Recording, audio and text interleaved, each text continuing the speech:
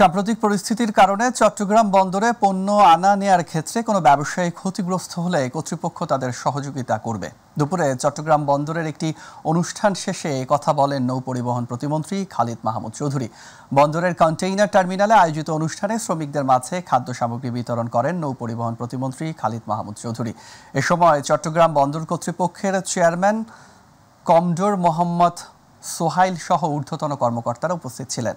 অনুষ্ঠান শেষে সাংবাদিকদের সাথে আলাপকালে মন্ত্রী বলেন, পণ্য পরিবহন ব্যবস্থা বন্ধ থাকায় বন্দরে কন্টেইনার জটের সৃষ্টি হয়েছে। এই কারণে আর্থিক ক্ষতিতে পড়া ব্যবসায়ীদের সহযোগিতার আশ্বাস দেন মন্ত্রী। অর্থনীতিকে পঙ্গু করার চেষ্টা করা হয়েছিল।